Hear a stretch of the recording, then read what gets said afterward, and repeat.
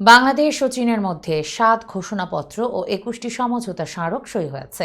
বুধবার বেইজিংয়ের গ্রেট হল of the পিপলে প্রধানমন্ত্রী শেখ হাসিনা ও চীনের প্রধানমন্ত্রী লি কিংয়াংয়ের উপস্থিতিতে দেশের মধ্যে এসব সমঝোতা ও ঘোষণাপত্র সই হয়। এর আগে সেখানে দুই দেশের প্রতিনিধিদের নিয়ে দ্বিপাক্ষিক বৈঠক করেন প্রধানমন্ত্রী শেখ হাসিনা ও লি কিংয়াং। কৌশলগত অংশীদারিত্ব থেকে ব্যাপক কৌশলগত সহযোগিতামূলক অংশীদারিত্বে উন্নীত হতে এসব সমঝোতার স্মারক চুক্তি ও ঘোষণাপত্রে সই করে বাংলাদেশ ও চীন।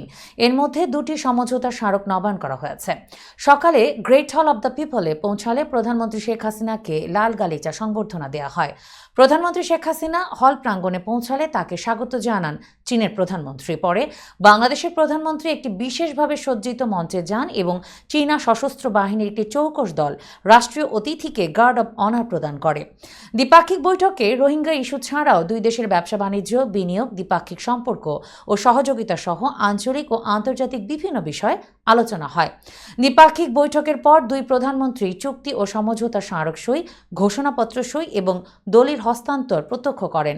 অর্থনৈতিক ও ব্যাংকিং সেক্টরের সহযোগিতা, ব্যবসা বিনিয়োগ, ডিজিটাল অর্থনীতি, অবকাঠামো উন্নয়ন, দুর্যোগ ব্যবস্থাপনায় সহায়তা, ষষ্ঠ ও নবম বাংলাদেশ চায়না মৈত্রী সেতু, কৃষি পণ্য রপ্তানি, দুই দেশের জনগণের সঙ্গে জনগণের কানেক্টিভিটি বিষয়ে এসব চুক্তি ও সমঝোতা স্মারক সই এবং দলিল হস্তান্তর হয়।